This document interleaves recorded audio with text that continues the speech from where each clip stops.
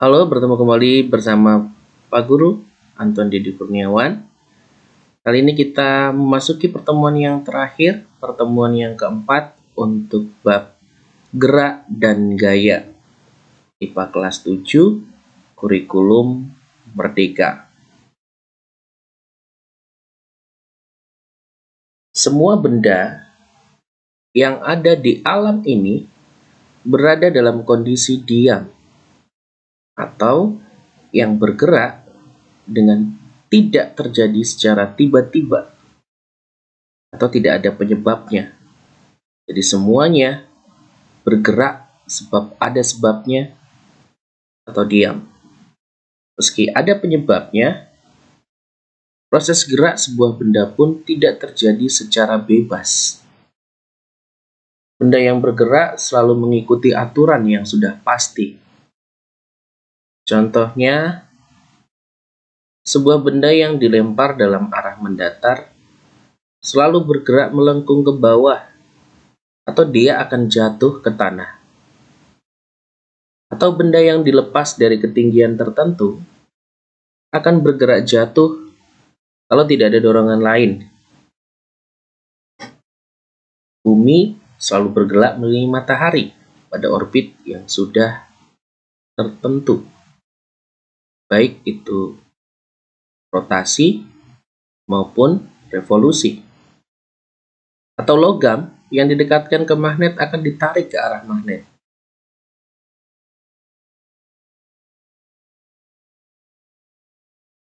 Dapat kita katakan bahwa gerak benda umumnya bersifat deterministik. Artinya, dapat dihitung di mana lintasan yang akan diambil, kemana arah kecepatan pada tiap titiknya, dan berapa percepatan yang terjadi tiap saat.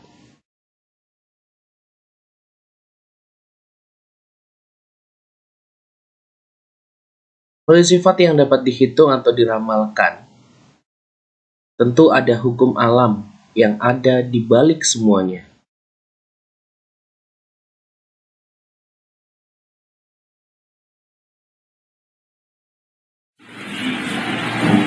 Dengan hukum tersebut, kita dapat memperkirakan kemana benda akan bergerak jika diberikan dorongan tertentu.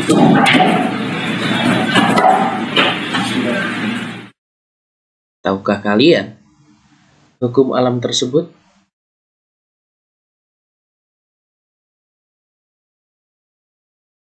Pada abad ke-17 atau sekitar tahun 1600-an, seorang pemikir sekaligus ilmuwan bernama Isaac Newton merumuskan hukum-hukum gerak yang sangat luar biasa.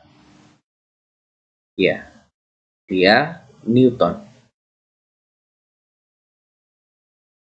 Hebatnya, Newton menemukan bahkan persoalan gerak yang terjadi di alam semesta dapat diterangkan dengan hanya 3 hukum yang sederhana, yaitu hukum 1, 2, dan 3 Newton.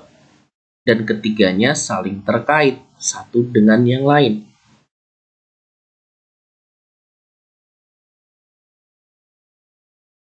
Karya besar Newton tersebut dituliskan dalam buku yang sangat termasyhur, yaitu Philosophiae Naturalis Principia Mathematica.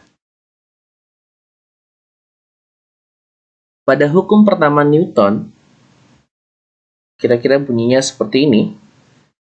Bila resultan atau jumlah gaya-gaya yang bekerja pada benda bernilai 0 atau tidak ada gaya yang bekerja sama sekali pada benda, benda itu akan diam selamanya atau tidak bergerak atau akan bergerak lurus beraturan dengan kecepatan tetap atau konstan. Saya ulang sekali lagi. Bunyi hukum 1 Newton. Bila resultan atau jumlah gaya-gaya yang bekerja pada benda bernilai 0 atau tidak ada gaya yang bekerja sama sekali pada benda, benda itu akan diam selamanya atau tidak bergerak atau akan bergerak lurus beraturan dengan kecepatan tetap atau konstan.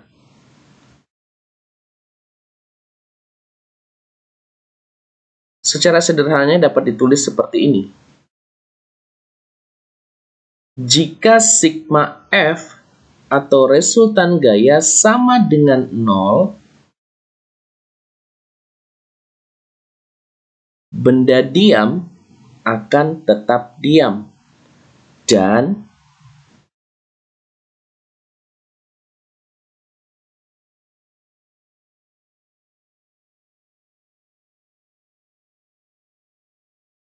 benda bergerak akan bergerak lurus beraturan dengan kecepatan konstan.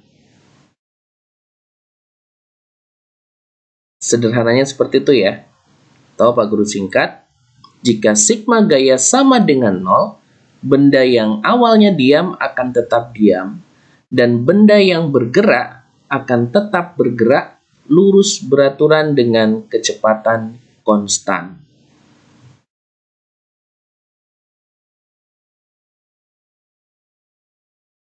Hukum 1 Newton sering juga disebut dengan hukum kelembaman atau inersia atau kemalasan. Kenapa disebut inersia atau kemalasan ya? Maksudnya adalah semua benda cenderung mempertahankan keadaannya. Benda yang diam tetap diam, dan benda yang bergerak tetap bergerak dengan kecepatan konstan. Saya ulang sekali lagi. Semua benda cenderung mempertahankan keadaannya. Benda yang diam tetap diam, dan benda yang bergerak tetap bergerak dengan kecepatan konstan.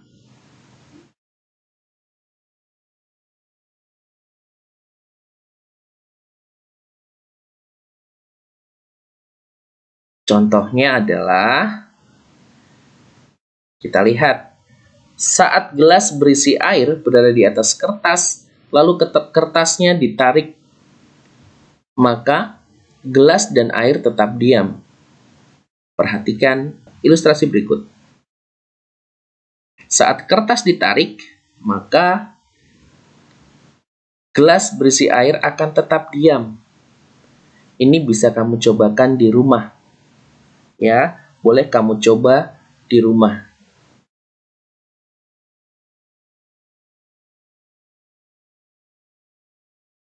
Yang kedua adalah saat mobil yang melaju tiba-tiba direm, semua penumpang bergerak ke depan. Nah, kira-kira seperti ini. Ada seekor sapi yang berada di jalan, kemudian sang sopir mengerem tiba-tiba. Akibatnya, penumpang semua bergerak ke depan. Sementara mobil sepertinya juga ikut bergerak ke depan. Padahal ketika direm, yang berlaku adalah gaya gesek, di mana gaya gesek itu berlawanan dengan arah gerak benda.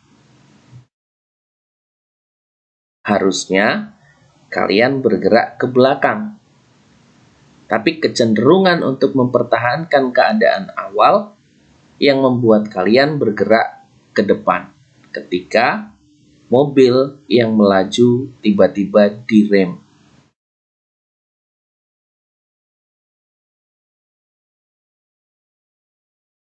Kemudian hukum kedua Newton. Jika sebuah benda bermassa M,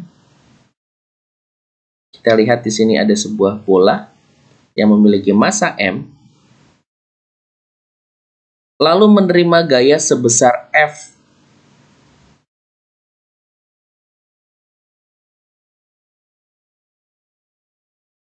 Maka benda tersebut akan mengalami percepatan sebesar A.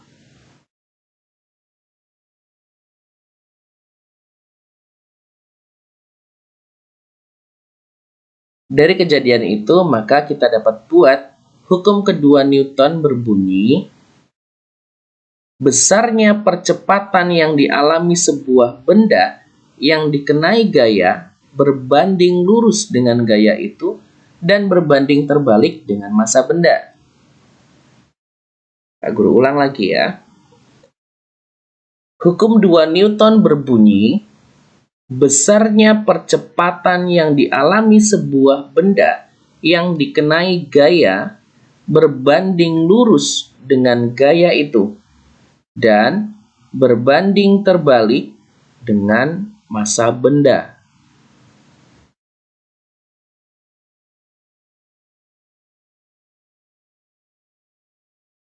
Secara matematis dapat ditulis seperti berikut ini. A itu adalah percepatan sama dengan F per M. Gaya dibagi massa. Kamu boleh tuliskan keterangannya dan persamaannya. Agar kita lebih memahami, mari kita sama-sama terapkan perhitungan untuk hukum Newton kedua dalam sebuah perhitungan melalui peristiwa yang sering terjadi dalam kehidupan sehari-hari. Berikut contoh soalnya. Sebuah benda memiliki massa 2 kg, mendapatkan gaya sebesar 40 Newton. Berapakah percepatan yang dialami benda tersebut? Penyelesaiannya adalah, yang pertama yang harus kamu buat adalah buat dulu apa yang diketahui.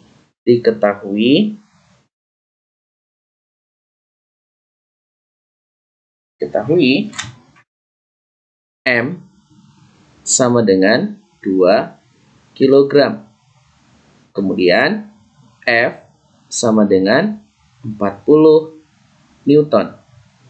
Yang ditanya adalah, berapakah percepatan yang dialami benda tersebut? Maka jawab.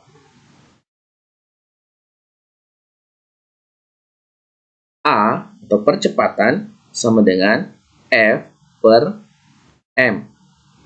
A sama dengan 40 Newton per 2 kilogram. Maka didapat A sama dengan 20 meter per sekon kuadrat. Inilah hasil perhitungannya. Maka agar lebih memahami, sekarang kamu tulis terlebih dahulu apa yang sudah kita kerjakan ini. Nanti dilanjutkan dengan kamu kerjakan bersama temanmu soal berikut ini.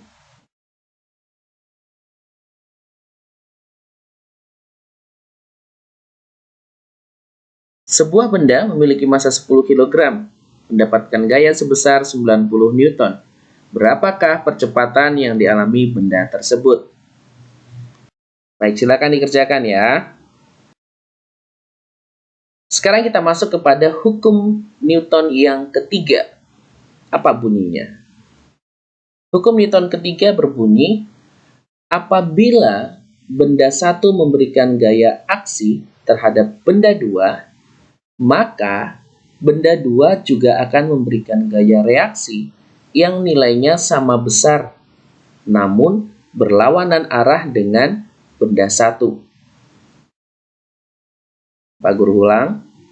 Apabila benda 1 memberikan gaya aksi terhadap benda 2, maka benda 2 juga akan memberikan gaya reaksi yang nilainya sama besar, namun berlawanan arah dengan benda 1. Hukum Newton ketiga ini sering disebut dengan hukum aksi-reaksi. Ingat ya, hukum ketiga Newton sering disebut dengan hukum aksi-reaksi. Di mana ada aksi, pasti ada reaksi. Contohnya apa? Dalam kehidupan sehari-hari yang sering terjadi, ada banyak sekali contoh hukum Newton ketiga. Namun sekarang Pak Guru tuliskan, Pak Guru ambil satu contoh, yaitu seorang pendayung sampan mendayung ke arah belakang, mendapatkan gaya reaksi yang menggerakkan sampan ke depan. Jadi sampan itu didayung ke belakang, namun perahunya malah bergerak ke depan atau sampannya bergerak ke depan. Itu merupakan gaya reaksinya. Aksinya, si pendayung sampan itu mendayungkan tongkatnya ke belakang, akan tetapi mendapatkan gaya reaksi yang membuat sampan bergerak ke depan. Contoh lain apalagi bola kasti memantul di lantai atau bola basket memantul. Itu merupakan contoh hukum 3 Newton yang merupakan hukum aksi reaksi. Terima kasih. Mudah-mudahan pertemuan kali ini bermanfaat buat kita semua. Sampai jumpa.